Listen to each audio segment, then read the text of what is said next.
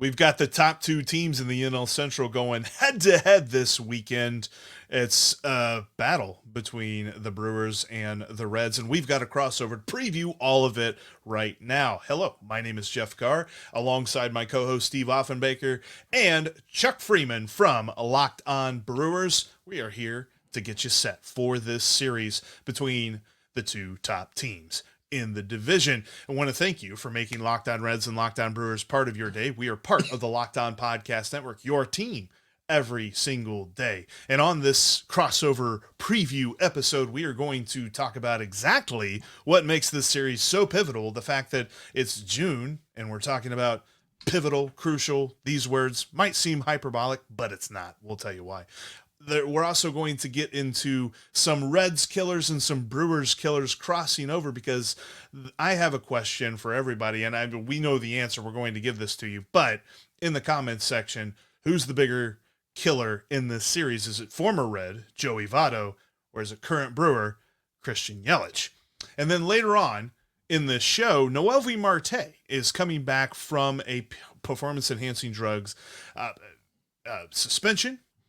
I want to get Chuck's perspective from what Ryan Braun went through with his performance-enhancing drug suspension. That's all coming up on today's Locked On Reds and Locked On Brewers crossover that is brought to you by Game Time. Download the Game Time app today and create an account and use the code LOCKEDONMLB for $20 off your first purchase. Terms apply. And these three games, quite frankly, I mean, the Reds and Brewers have played three games so far this season. The Brewers were the first team in the division that the Reds played, and then they didn't play anybody in the division until June. It's just the way this weird, quote-unquote, balance schedule has worked. So here comes games 4, 5, and 6. The Brewers do have a 2-1 series edge so far this season. Chuck, what's going on? Let's start with this, because I think from an outside perspective, people watching the Brewers are looking at this and saying, dude, this looks like smoke and mirrors stuff. What is going on up in Milwaukee? Well, guys, first of all, great joining both of you guys. Love watching you guys in the podcast, and especially enjoy it because, we're all rivals and all that. And this whole Brewer start, I know we talked before the season started, where were the Brewers going to finish? It looked like maybe toward the bottom of the division. And then you pack on some injuries and you take more of their depth and their firepower away. And somehow they've made it through the rain. And here they are in first place. I don't know how.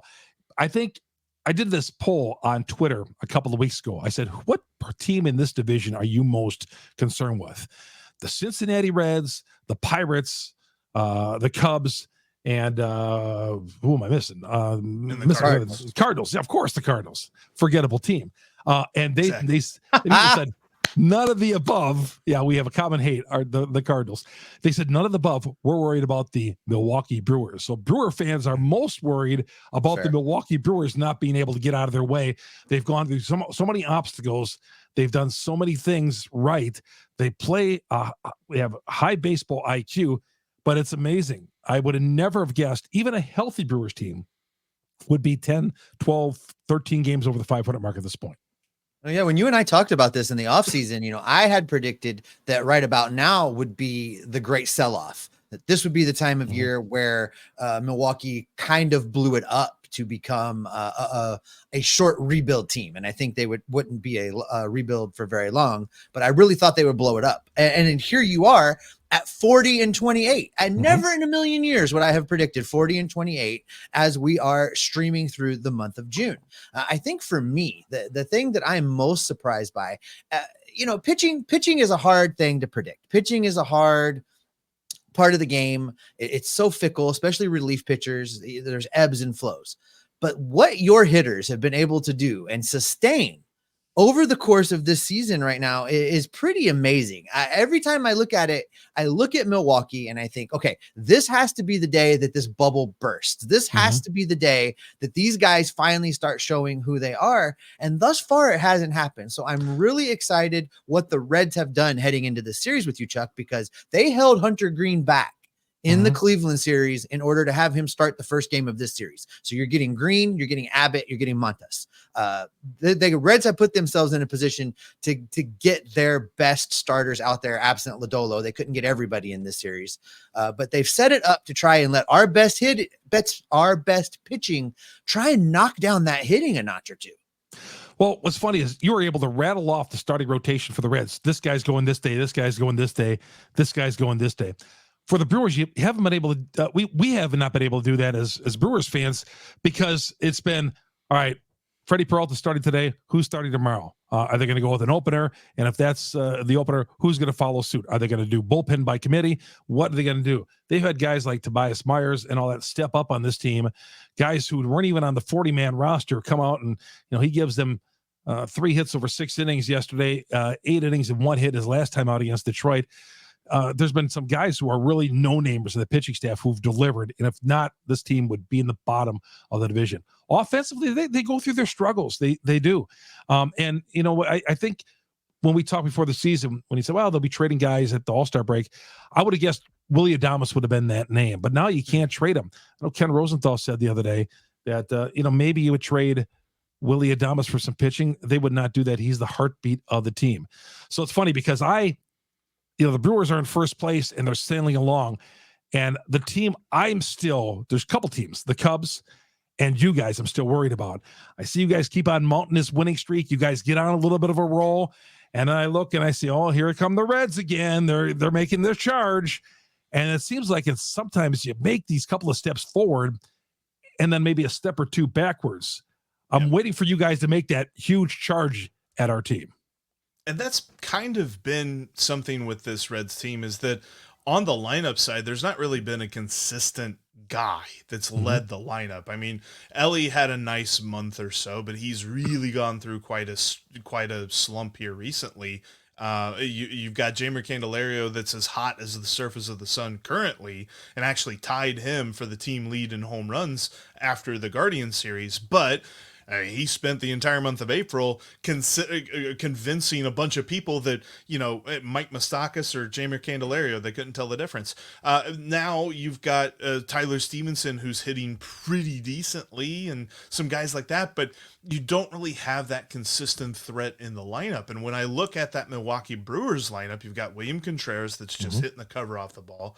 Christian Yelich has turned the clock back, at least at the plate. And then you've got this other dude that, at least according to Baseball Reference, leads the Brewers in WAR, and that's Bryce Turang. Like, it's not Jackson Churio, it's not Rhys Hoskins, it's Bryce Turang. Like, the way that this lineup has kind of moved for the Brewers, I didn't think, and I don't even know that you could say that you would have thought in April that it would be moving through Bryce Turang. Yeah, won himself the leadoff spot on this team, and he made a trip down to the minors last year in his rookie year, came back, and during spring training, Pat Murphy, the Brewers manager, said, Bryce Turang is going to be a real good player. He's not as good now as he's going to be. And he's playing like an all-star second baseman. The defense was always going to be there for him. But he's one of these guys, he's not going to hit the ball to all corners of the outfield. He's going to bloop one to left, bloop one to center. Bases loaded. He's going to find a way to get on. He's going to steal. He's been caught stealing, I believe, just once so far this year. So he's going to do all these little things. He's a smart player. Guys, the Brewers are made up. They're not the most talented team in baseball. Certainly not. When you see them where they're in the power rankings, top 10, certainly they're not the top 10 talented teams. They just do a lot of things right. The double steals, stealing bases, bunting guys over. They play a lot of ABC baseball, and they do this to death, and I feel like they just do some of these things and they just dazzle other teams because it's tough for these guys to put.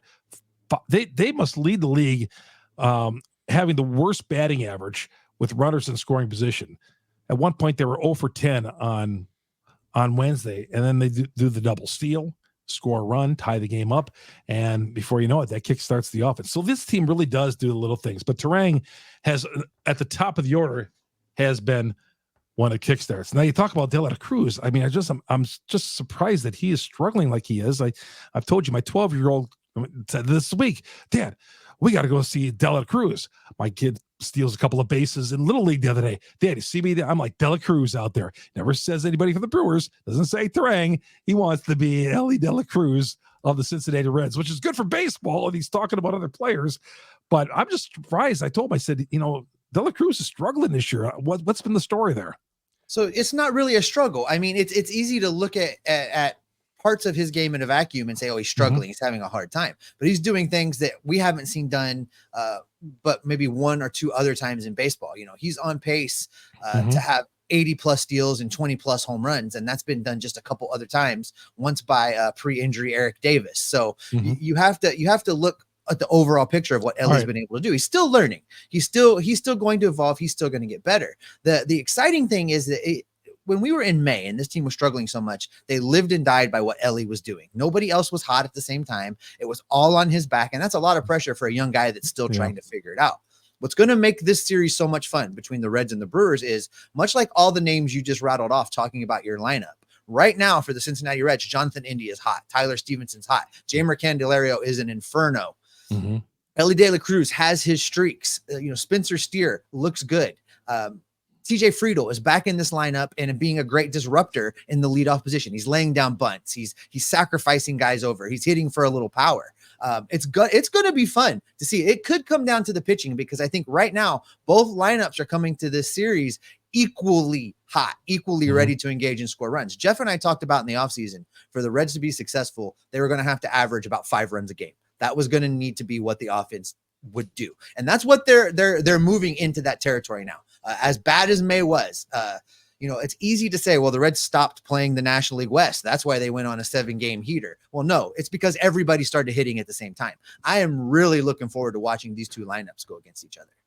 Jeff, do you still look at, even though the margin is 7.5 games or whatever it is, that range there, that, hey, we're not playing for a wild card. We can still catch these Brewers because, number one, maybe that they're, the Brewers have got a lot of holes in their team, and you might think that you could say that, hey, are they doing it with smoke and mirrors, or what are they doing with? Do you still look at the Brewers as catchable? I think so. And I think it's a lot to do with the fact that the Reds haven't been completely healthy yet. And whenever they get when they get healthy again, now the interesting thing is going to be, how healthy can they get? Are they losing CES for the rest of the year? There's reported ligament damage in his wrist now. Are they going to get Matt McLain back at any point? We've heard he could be back in August, but I also tend to go a lot more conservative than what the team is telling me, because the team tells me something, and then we find out that is just far and away the most aggressive timeline that anybody has ever thought of. So maybe they get Matt McLain back, but that's kind of hard for me to say at this point. But I do think that the Reds haven't played their best baseball yet, and definitely haven't played their most consistent baseball yet. So I think that this team can catch the Brewers, because I think that the Brewers also have a little bit of a swoon in them, just because they haven't hit that yet, or at least it doesn't seem that way from the outside. I think there's definitely an opportunity here, and that is really why I kind of bring it all together and I say this series is so pivotal, because there's less division, less games between these two teams.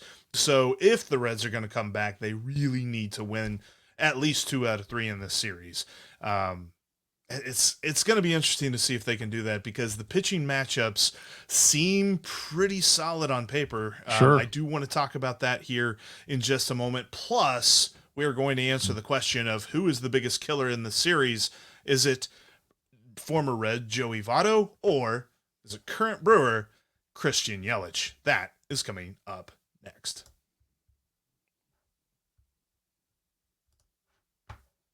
All right, the show is brought to you in part by, we pride ourselves on getting tax help and needing tax help. And you know what? Just because tax season is over doesn't mean that the IRS will stop coming after you for unfiled taxes. And when you need help, well, the IRS could do a lot of things to you. They can garnish your wages, levy your bank accounts, seize your property. Don't let the IRS target you. Let the licensed professionals and tax experts at Tax Network USA go to bat for you. Tax Network USA, they will go to bat for you every time. Over 14 years of experience. They get an A+ rating from the Better Business Bureau. Tax Network USA, save clients over $1 billion in tax debt. They're there for you. Hey, I know A lot of people out there, they struggle tax time. It's coming up here on June 15th. Got to pay those quarterly taxes and all that. Some of us can't do it. I get that. We all get that. Whether you owe taxes, you got complicated matters that require tax planning. They're there to help you. Let's say you hit on a parlay. You finally hit on that parlay. Well, you need the help correctly filing for that big winnings. Give them a call. 1-800-549-1000. 1-800-549-1000. TNUSA.com/lockedon. Of course, you see the link that right there if you're watching this on YouTube. But by all means, whether you're watching Locked On Reds, Locked On Brewers, you great fans out there, hit them up, the tax experts at Tax Network USA, and let them go to bat for you.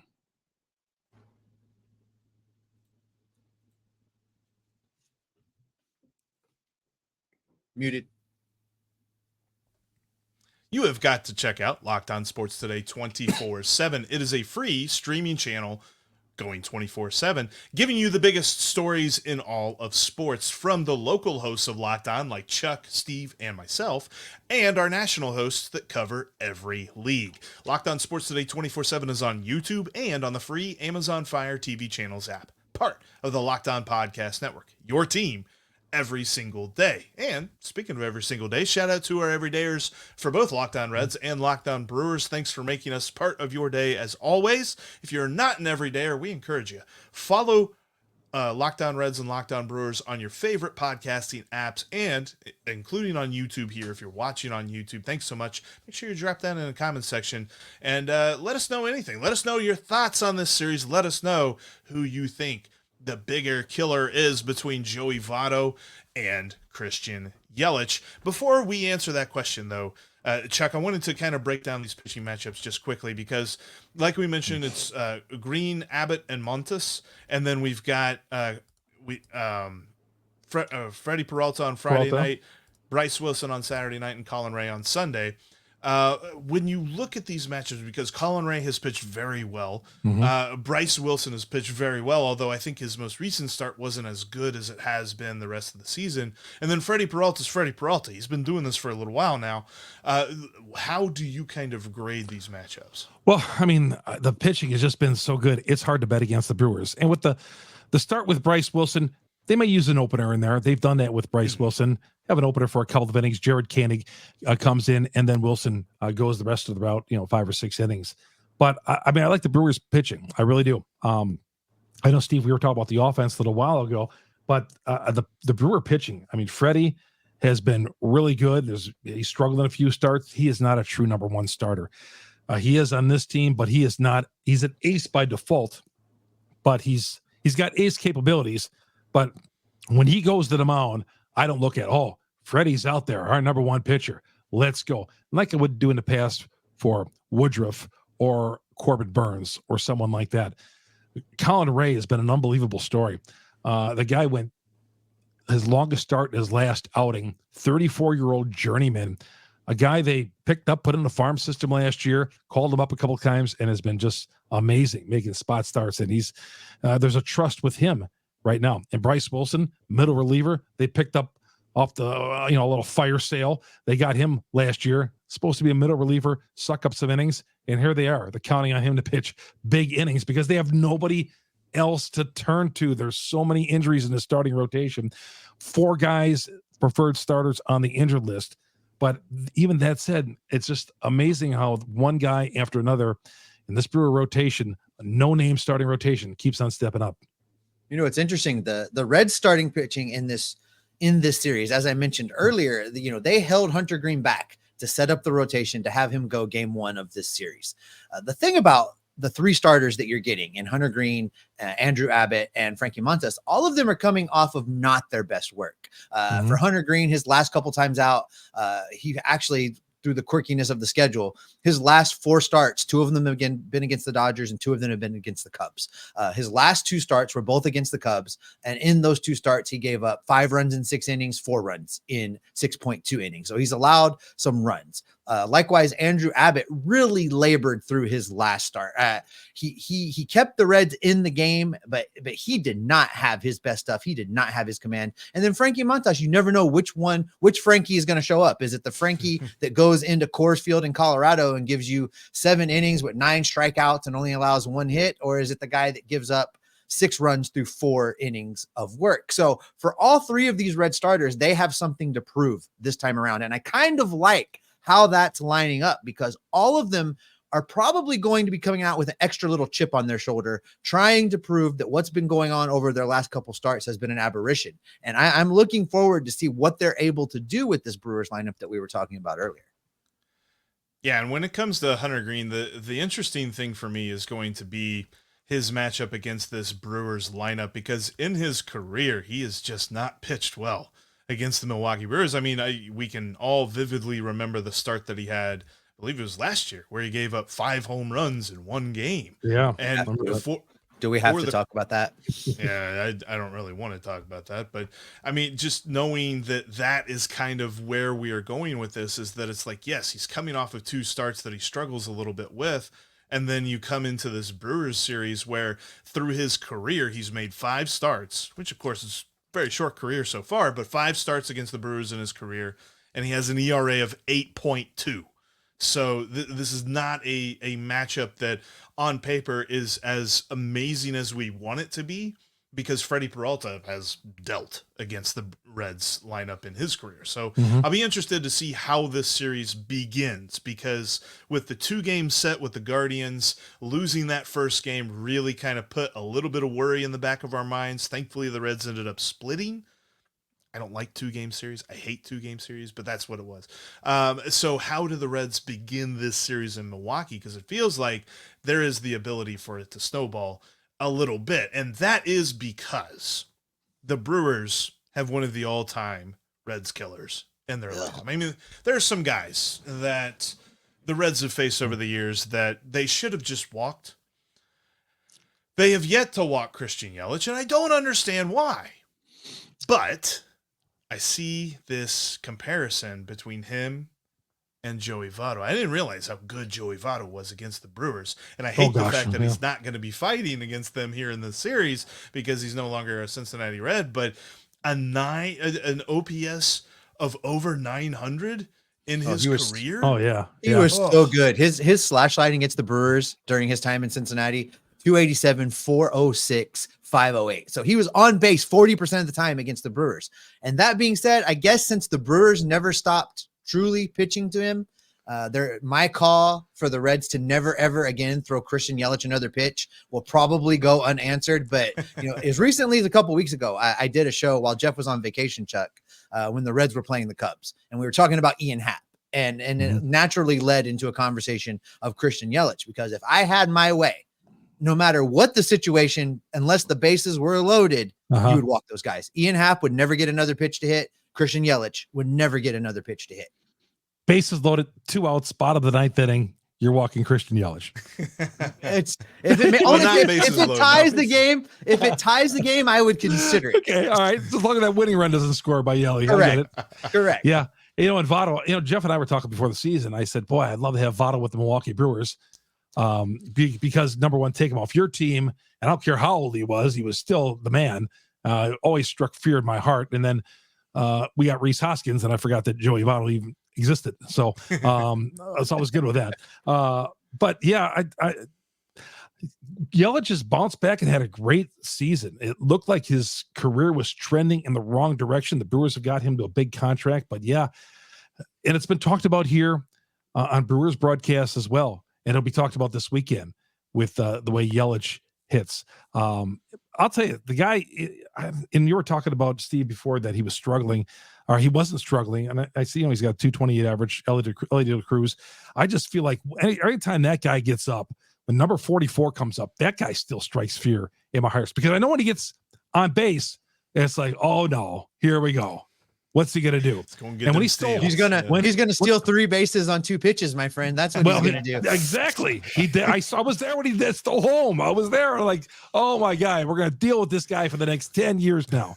So that's the guy who strikes fear in my heart, because of just how potential that guy could be, just a Brewers killer, or just a killer in general to all baseball teams. Because that guy he's an amazing talent, and he's gonna be good for years to come. But that's the guy I'm most worried about in this series. And Hunter Green, too.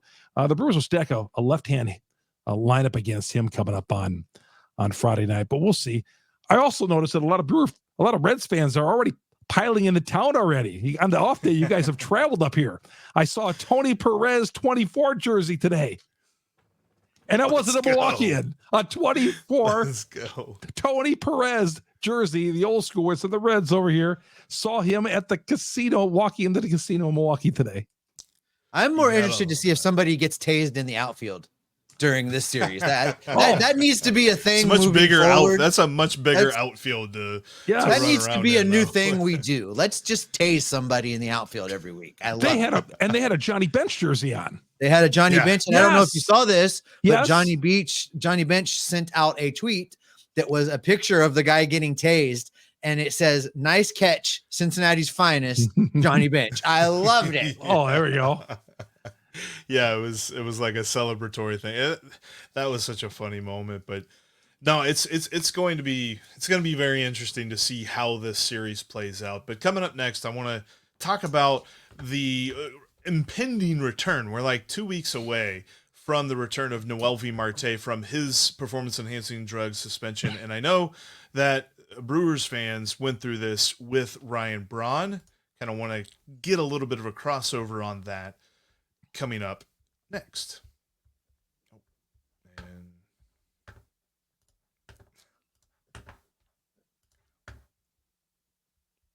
Today's episode is brought to you in part by Game Time. You can take all of the guesswork out of buying MLB tickets with Game Time. Just download the Game Time app, create an account, and use the promo code LOCKEDONMLB to get $20 off your first purchase. I love this app. I use it all the time. Jeff uses it all the time. I don't know if Chuck uses it, and if he's not, he should be, because you're going to get the best deals out there with Game Time. You jump on the app, you look at all-in pricing. You know exactly what it is that you are going to pay. If you're not familiar with the venue, like for those Reds fans that Chuck was just talking about that are in Milwaukee from out of town, they can go on the Game Time app. They can see what the view from their seat is going to be, and they can buy with confidence, knowing that they're going to be able to enjoy the game unobstructed. You can get more than baseball tickets on Game Time. They've got concert tickets. They've got football tickets. They probably have tickets to the Greater Milwaukee Cheese Festival. If you want to get a ticket to it, Game Time has you covered. Just jump on the Game Time app, create an account, and use that promo code LOCKEDONMLB to get $20 off already greatly discounted tickets. You're not going to regret this. Just download the Game Time app today. You're going to get last minute tickets, lowest prices guaranteed. You can catch every pitch. What's that, Jeff? I want tickets to the Greater Milwaukee Cheese Festival. Can I get those? I didn't know there was one. I made it up, but if it exists, and I would have to think that it exists in Wisconsin somewhere, you can get tickets to it on Game Time.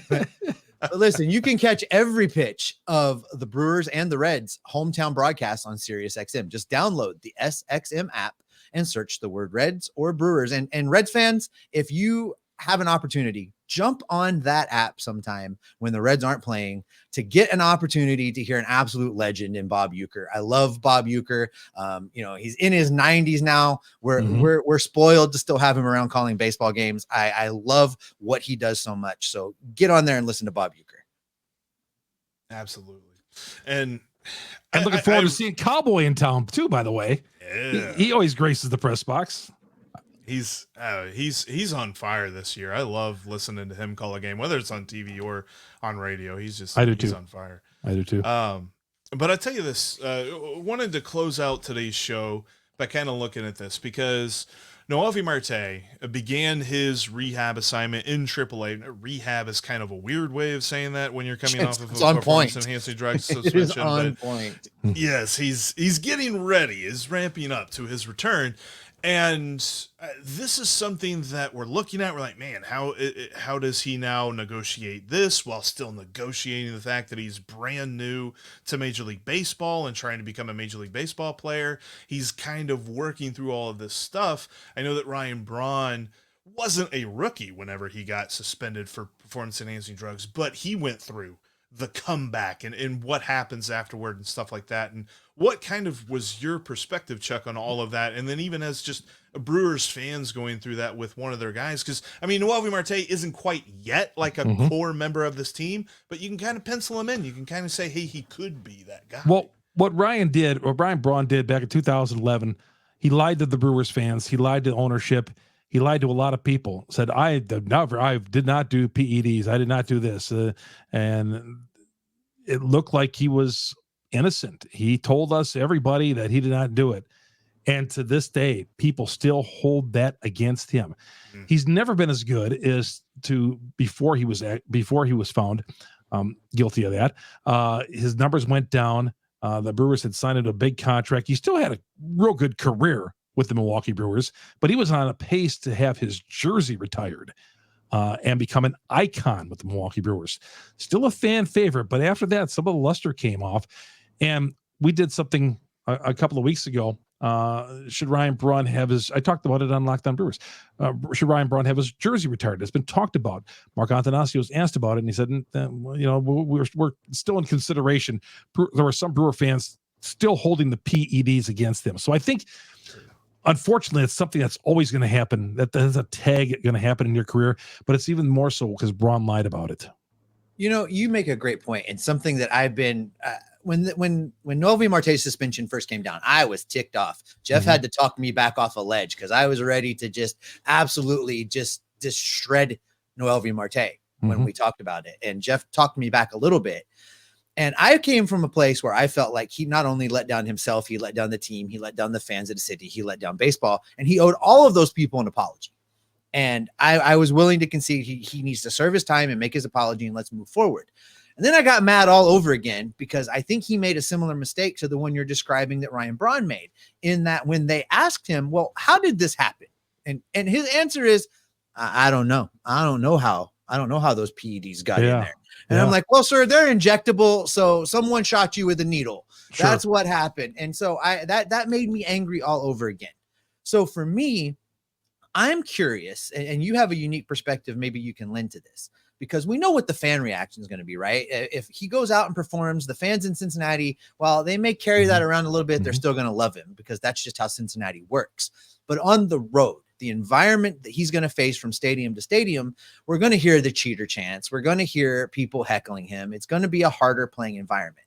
Here's the question I have for you, Chuck, with a unique perspective maybe you can put on this. What's the locker room going to be like for him? Was there fallout in the Milwaukee locker room from his teammates because of what Ryan Braun did? Did they see it as a selfish move? Was there a distance, a coldness? What was that like? There was more of a problem with Aaron Rodgers, the Packers quarterback, because there was a partnership in the state, a business partnership between those two, and Rodgers acted like Ryan Braun never even existed. Their restaurant they had together closed up shop. There was a bigger problem with the Packers quarterback than there was in that Brewers locker room. Go figure. So, but I guess, if he had gotten ahead of it, there would have been a problem. But there was never really a locker room issue with Braun. Not at all. There never really was. Like I said, it was more with Aaron Rodgers. What I don't understand is how these guys know they're going to get tested. How do they think they're going to mask the test somehow? At this point, haven't all these guys learned that, hey, you know what? I'm going to get tested. You mentioned Eric Thames a couple of episodes ago, Jeff, and Eric Thames, when he first got to the Brewers, he was poking out home runs left and right, and he was being tested every other day. And it was like, why are they testing Eric Thames? And he made a joke about it. He was always getting tested. So I don't know. I don't know what kind of scrutiny he's going to face on the road or from the locker room, but I can tell you in the Brewer locker room, it was just another day in the office. It really was. And his teammates all talked about having his back and all that, but it's more so with the quarterback of the Green Bay Packers who had an issue with it. That's funny. So you're saying we need to check in with Joe Burrow is what I'm hearing.